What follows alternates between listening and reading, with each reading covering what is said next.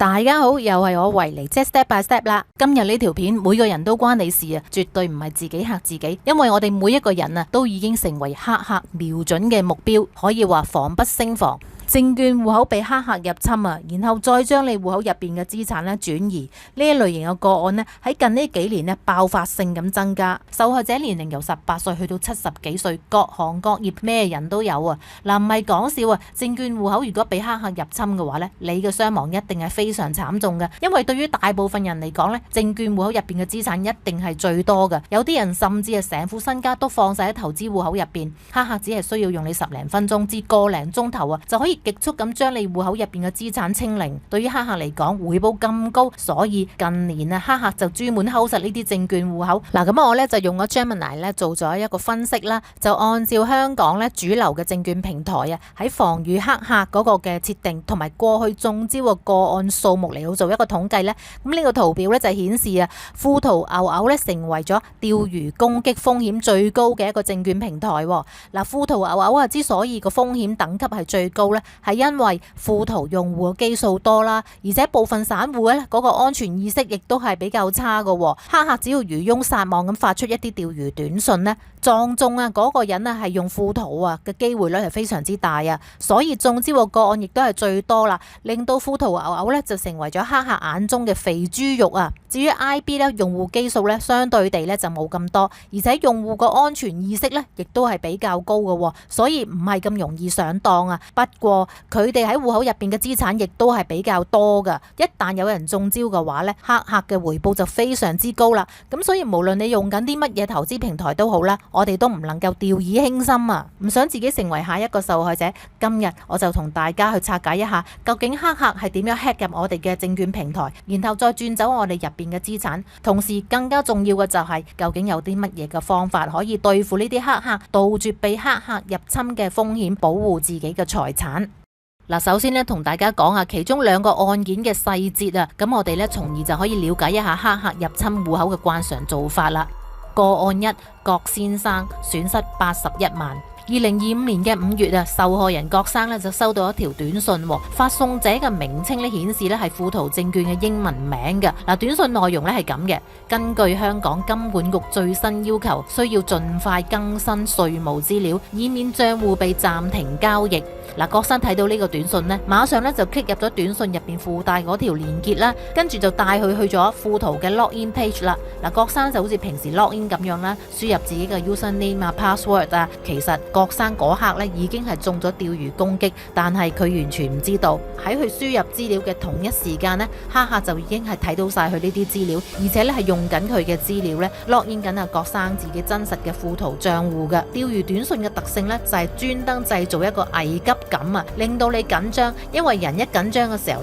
就會失去咗判斷力啊。郭生就係咁樣中招啦。黑客入到郭生戶口之後，第一步清倉，將郭生入邊所有嘅持倉全部沽清。第二步，將佢套現到嘅錢買入一隻細價股，叫做中嘉國信，一隻市值都唔夠1億，平時大部分時候都係處於零成交狀態嘅一隻細價股。點解要揀細價股呢？嗱，普通嘅股票每日有大量嘅買賣交易，黑客根本冇可能控制到佢嘅價格，但係細價股就容易被操控啦。睇翻中嘉國信嘅股價圖喺5月7號亦即係郭生嘅戶口被黑客入侵嗰日股價果然有異動，由朝早嘅10點半去到11點鐘，股價喺呢半個鐘頭裏面就好似過山車咁大上大落。相信就係呢一段時間黑客係做緊嘢啦。短短幾十分鐘裏面黑客係瘋狂咁進行10幾次低買高賣嘅交易。黑客同埋郭生嘅戶口就係唯一係呢隻股票嘅買賣雙方。黑客係高位沽貨啦，郭生就高位接貨，大約係半個鐘頭郭生嘅戶口就輸咗81萬啦，而黑客就贏走咗郭生81萬走啦。第二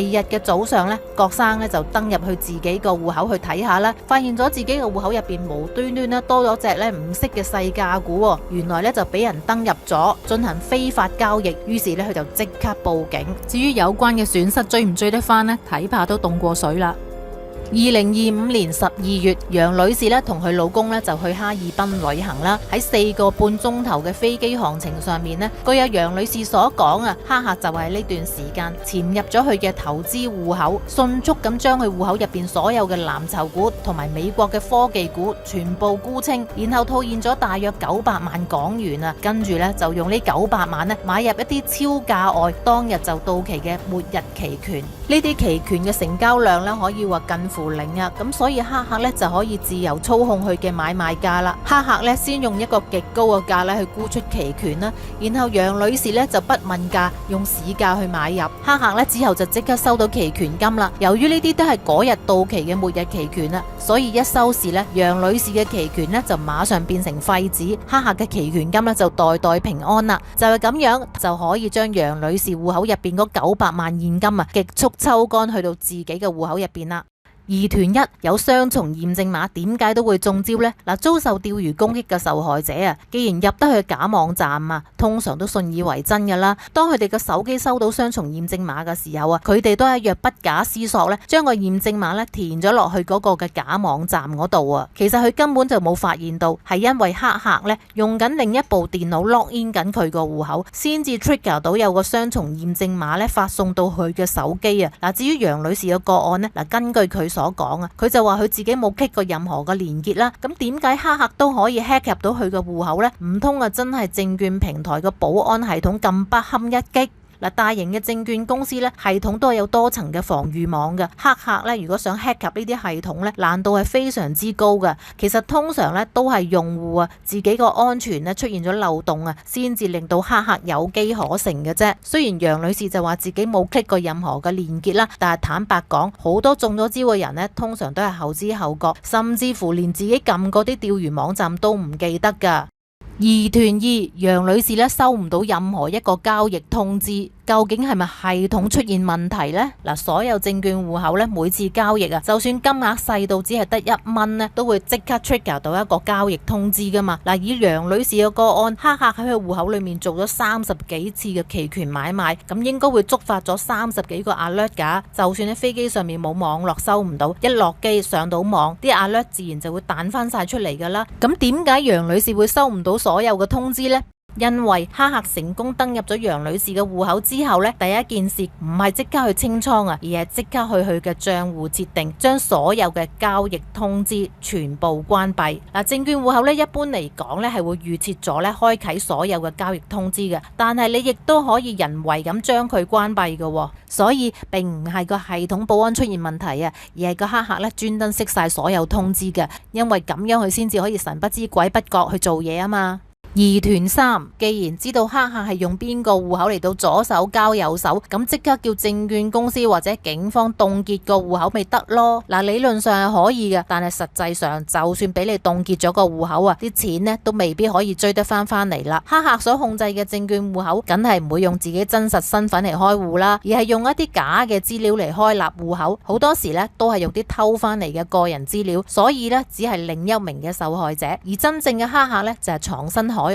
再加上咧黑客咧騎劫咗受害人嘅戶口之後咧，就會咧進行分批交易啊，盡量咧將佢每筆嘅交易金額咧壓低咧，嚟到避開系統啊發現任何嘅異常警報。證券平台咧係好難馬上察覺到有咩異樣嘅，所以當事件揭發嘅時候咧，就已經為時太晚啦。黑客一早咧就將資金咧層層轉移啊，甚至有可能已經轉成加密貨幣噶啦，所以啲錢要追翻嚟就非常之難啦。要防止黑客避免中招，以下落嚟講嘅內容咧就非常之重要，大家一定要聽埋落去啦。因為咧，只要你做齊以下步驟咧，你就可以杜絕到99% 嘅投資戶口黑客入侵。第一招就係防自己啦，因為其實咧最大嘅漏洞咧，通常就係我哋自己衰唔小心啊。要斬斷黑客入侵嘅源頭咧，首先就係唔好自己手多多咧去 click 咗嗰啲連結。其實而家咧各大銀行同埋證券公司咧已經講到明咧，係唔會透過短信咧係發放連結俾你嘅。換句話講，如果你收到啲有連結嘅一啲短信嘅話咧，基本上100%都係詐騙嚟噶啦。要 log in 戶口嘅，一係就用翻手機上面嘅 app 啦，一係就係去翻網上面嘅官方網站。如果你係用 IB 嘅咧，可以用我下邊 description box 入邊嗰條連結啦，一定係真噶啦。除咗唔好亂咁 click 一啲連結之外呢，仲有就係唔好亂咁 download 一啲呢非官方嘅一啲免費 app 同埋檔案啦，因為呢最容易中木馬程式啊，就係你自己亂咁 download 嘢啊。仲有就係唔好用公眾 WiFi 啦去登入任何需要密碼 login 嘅戶口啊，因為大家都知道啦 WiFi 係最容易呢俾中間人呢去攔截你一啲資訊噶嘛。總之記住呢，登入任何需要呢 password 嘅一啲戶口嘅話呢，淨係用自己部手機嘅 5G 網絡，同埋翻屋企用屋企部電腦同埋屋企嘅網絡，做好呢啲嘅話呢，其實你已經可以避開到呢90%嘅黑客入侵嘅風險噶啦。第二招，提升密碼設定。嗱，有好多人呢就貪方便呢，個個平台都係用同一個密碼嘅，咁就非常之危險啦。因為呢，是但一個網站洩漏咗你嘅資料出去嘅話呢，黑客呢就可以用同一個密碼橫掃你所有平台啊，到時呢真係全線中招啊。所以如果想保障自己嘅資產呢，最好就係每間銀行每個證券戶口呢都要有一個獨立嘅密碼，就唔好重複用啦，而且仲要定期去改密碼。第三招，提升你嘅手機保安設定啊！如果你係用智能手機嘅話呢，強烈建議你一定要開啟生物認證，即係 Face ID 或者係指紋解鎖啦。而其中 Face ID 呢，其實係比指紋認證呢更加精準，錯誤率係更加低嘅。而且呢 Face ID 同埋指紋認證嘅數據呢，係儲存喺你個手機晶片入邊，黑客呢係冇辦法可以截取到㗎。所以如果你手機係開咗生物認證嘅話呢，你啲戶口呢被黑客入侵嘅風險呢，又可以進一步降低啦。第四招呢，就係提升你嘅雙重認證設定啦。嗱，而家呢香港金融機構呢，最普遍嘅雙重認證碼呢，一種呢就係 SMS 一次性嘅短信密碼啦，另一種呢就係用 App 咧推送通知，例如 IB 嗰個嘅 IB Key 啦，就屬於咧推送通知嚟嘅。仲有一種呢就係編碼器啦，例如係 Google 或者係 Microsoft 嘅 Authenticator 啦。如果你個平台呢，呢三種嘅雙重認證碼都可以俾你揀嚟 login 嘅話呢，咁強烈建議你呢就唔好用 SMS 啦，因為 SMS 呢其實係容易被黑客攔截到噶。而至於推送通知或者係用你嘅手機入邊嘅 Authenticator 嘅話呢，就會比較安全啲啦，因為呢黑客係攔截唔到，係綁住你嘅手機噶。咁至於呢，目前其實最安全嘅一個 login 方法呢，就係用 passkey 啦。Passkey 咧之所以安全咧，係唔單止佢係將個密碼加密咗啦，而且咧佢仲要係用 public key 同埋 private key 一齊 match 到咧，先至可以成功 log in 嘅。總之咧就係黑客冇辦法係可以解鎖到。雖然咧而家香港嘅金融機構咧仲未全面咁樣啦去支援到用 passkey 嘅 log in 方法啦，但係由於咧 passkey 個安全性極高啦，而且亦都非常之方便啊，所以我相信咧將會好快咧成為各大平台log in 方式嘅一個大趨勢嚟噶啦。最後一招咧就係分散你嘅戶口啊！嗱，俗語話唔怕一萬，最怕萬一啊嘛。其實將所有資產集中放晒喺一個戶口，幾時都係咧一個理財大忌嚟嘅。所以如果你有投資戶口嘅話咧，其實都建議大家咧分散喺兩三個唔同嘅平台啦。咁萬一咧一個平台真係不幸出事啊，你個損失都會有限，未至於被一鋪清袋啊嘛。黑客嘅手法咧真係日日都喺度變緊，但係有一樣咧從來都冇變過，就係黑客咧永遠都係揀啲容易入手嘅人嚟呃㗎，所以只要你嘅防線越高嘅話呢，就越難入手，咁黑客呢就搞唔到你啦。唔知大家有冇遇過一啲釣魚短信，或者你身邊有冇朋友真係試過中招呢？歡迎大家喺下面留言分享一下。今日就同大家講到呢度，我哋下集見，拜拜。